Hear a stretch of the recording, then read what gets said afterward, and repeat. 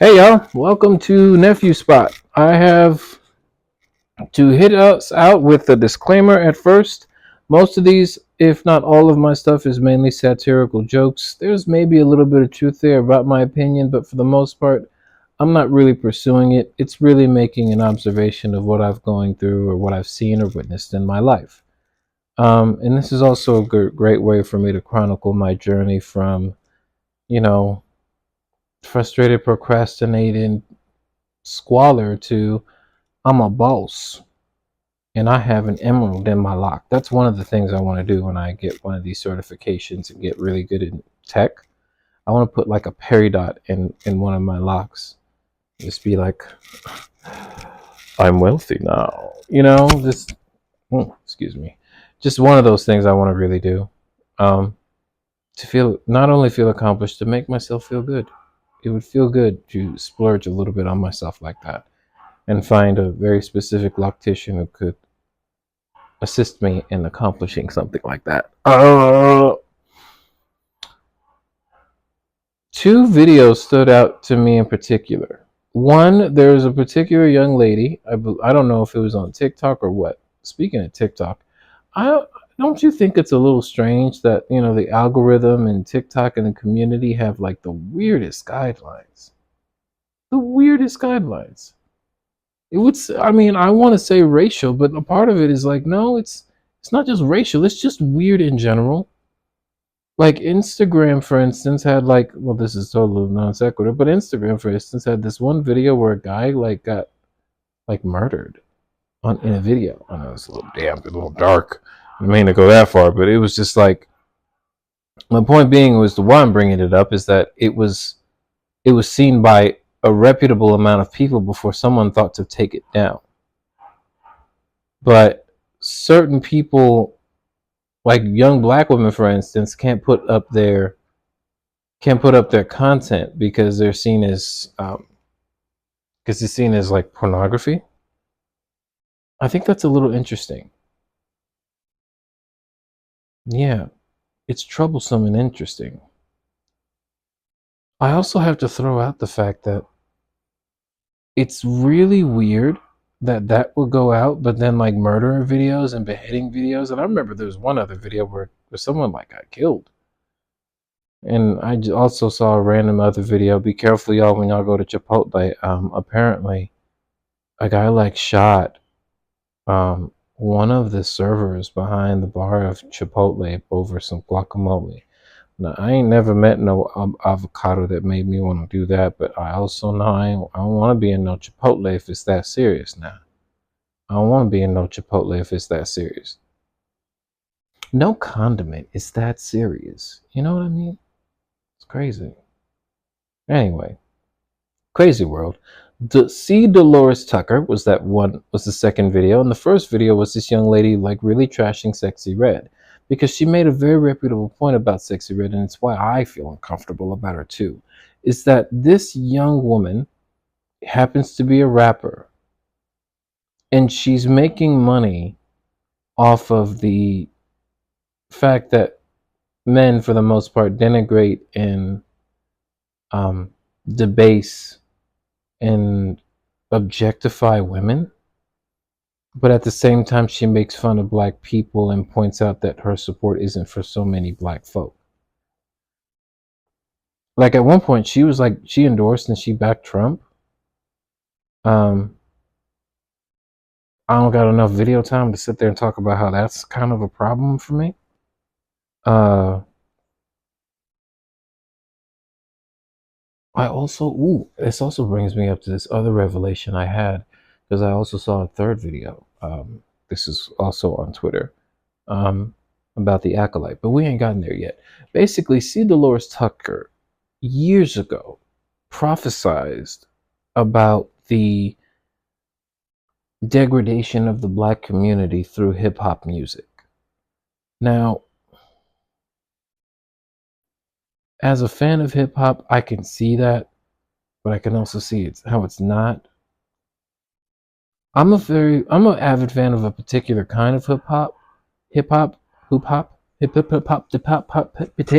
Anyway, I'm a very particular fan of the right kind of hip hop that showcases what's wrong with our community and how we can get out of it. It's why I like K Dot from Section 80, you know, and K Dot from To Pimp a Butterfly or Kendrick Lamar. Either way, it's all Kendrick Lamar. I love Kendrick Lamar's work. I love J. Cole's work. Guys, people be like, oh, he's just screaming and getting all emotional and crying on the song. I wish the Negroes, I wish my ninjas would just cry every once in a while. If some of y'all cried, I think we'd be in a much better space. Cause some of y'all are just like, whew, you got no senses.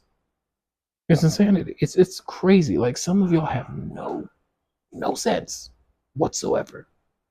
Um, yeah. This young lady, I know I probably lost you. I lost myself.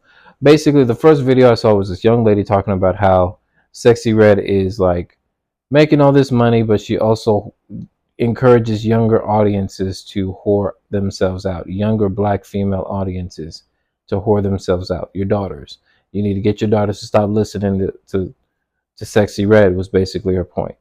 Because it's crazy how Sexy Red will sit there and appeal to all these young little black girls, but then also talk about how their hair is like carpet and it's all unattractive. Girl, if she don't hush, that girl done turned her hair into tomato paste. Okay? I don't know why she out here talking about somebody else's hair. When was the last time her hair was her color? I'm over here roasting this woman now. Which brings me to the second video.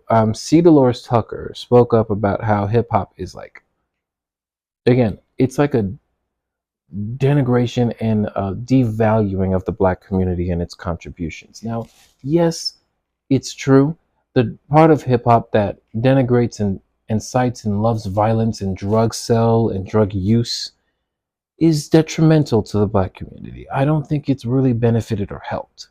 I think the main reason why it was one of the biggest things about it, though, is like when white people are like, hey, you can do anything since the Civil War. And then you go out there and apply and they look at you funny like, so Darnell, where do you live? And what's your family life like? And if you got offended by like enough of their questions, I feel like then it's like, Darnell ain't feeling y'all no more. It ain't worth it.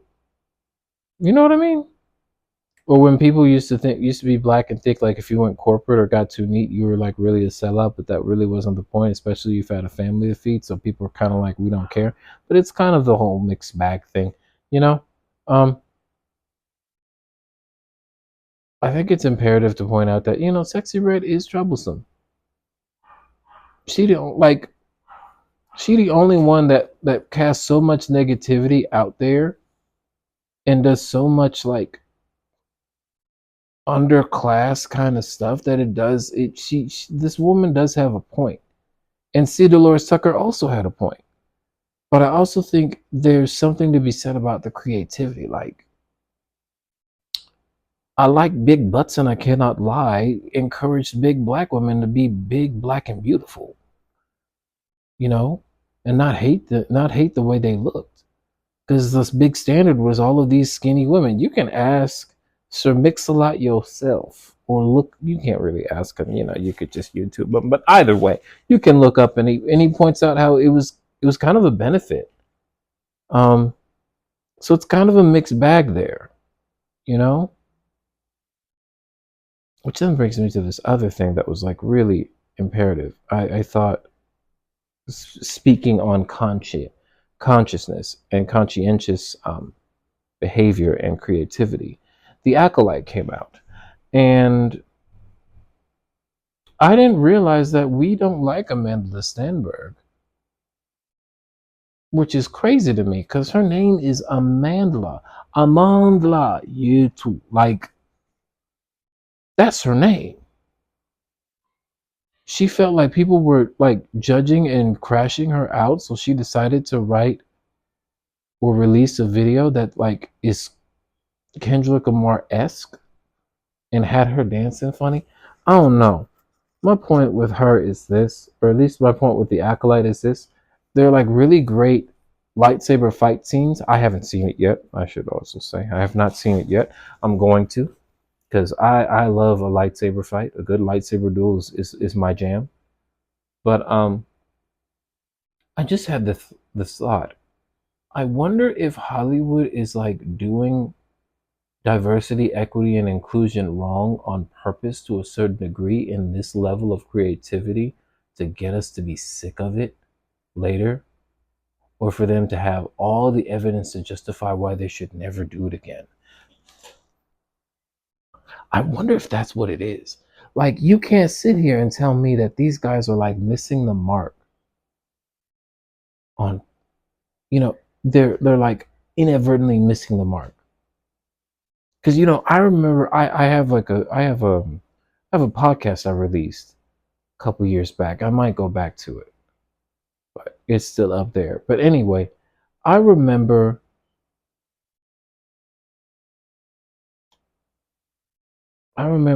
it's not Paul Rudd, but I remember a movie.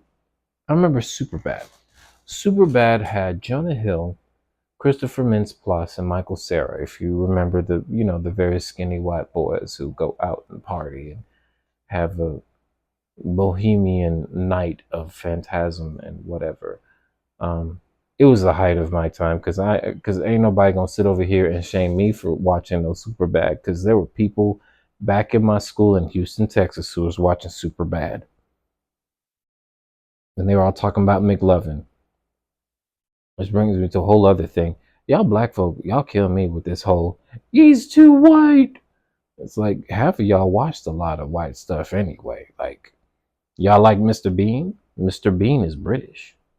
Did y'all grow up watching Thomas and Friends? Thomas and Friends was British. Anybody out here like Harry Potter? Harry Potter is British. A lot of British television has influenced a lot of American television. That's crazy. Shameless, British TV show. The Office, British TV show. It's crazy. Anyway, I don't like how black folk be all like, "Oh, why are you trying to be white? You ain't over here. You don't like Martin, or you don't like the Wayans brothers." I love Martin and I love the Wayans brothers, but I also knew Martin and the Wayans brothers were on cable. So PBS offered all of the stuff. PBS is where it was at.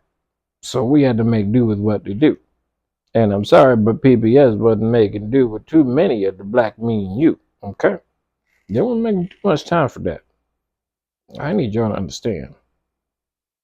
That's what I need a lot of y'all to understand. But all that to say, like, I low key think I low key think they doing the woke thing wrong on purpose so that they have all the evidence to never do it again when somebody wants to bring it up. And I also think it's really interesting that, we have all of these wonderful independent films on Tubi, but then Tubi is also owned by like Fox. It's like a Fox subsidiary. It's crazy. That's how they get like shows like Scandal and Star and Empire on Tubi. You know what I'm saying? I also think it's a little weird that they released The Acolyte, right? And they changed how they did the Force and everything. I don't know about y'all, but I don't remember the Force getting people pregnant. That sounds like some weird plot device kind of stuff to me. You know what I'm saying? I don't know what's going on with TV these days. Also, I just started watching The Bear. You know what's really interesting about The Bear? The amount of like star power that like hopped on the scene. You got John Bernthal, Oliver Platt, Sarah Paulson, Jamie Lee Curtis, Jillian Jacobs. Those are some names, bro. And again, don't judge me because I know all these white people, because I know y'all know some white people there too. I know there's some ninjas who hood as all get out. And they were watching all the episodes of Frasier. I know all kinds of dudes who were all hood as all get out, but they were catching episodes of Seinfeld. Y'all need to hush. And I know some of y'all caught up with the latest season of Curb Your Enthusiasm, so I know y'all need to not talk about me. Nephew be watching everything. Don't sit over here and talk about how nephew ain't white, black, or whatever. Or maybe nephew's putting on it himself. I don't know. But I know I've been a part of many and multiple conversations where people be like, I don't think you hood. You too intelligent. What's wrong with being intelligent? Which brings it all the way back to why people don't really like Sexy Red. Sexy Red be unintelligent on purpose. And she know it and she get paid. Because she trusts y'all to sit up there and make fun of bros like me who talk about how we're all intelligent and we sound like this. But y'all don't want to really listen to us at the same time. But also around the same time, you'll love it when James Baldwin was speaking like this. If you don't know who James Baldwin is, I can't help you. You need to go ahead and look it up. James Baldwin. I know his last name is Baldwin. It's not that other Baldwin who had accidentally shot someone on the set of Rust. We're talking about the James Baldwin, Jimmy Baldwin, best friends with Nina Simone, Jimmy Baldwin, who's best friends with Dr. Maya Angelou, Jimmy Baldwin. Y'all need to do your research. Y'all sitting over here telling me I'm over here liking all kinds of white shows. Y'all don't even know your black and white queens and kings who helped y'all out today. So watch y'all some Roland Martin or something. I don't know. Can't do me. Nephew be in these streets, but he reads. You get me? Anyway, I had a nice little long diatribe there. Thank you so much for joining me here at Nephew Spot. See y'all later.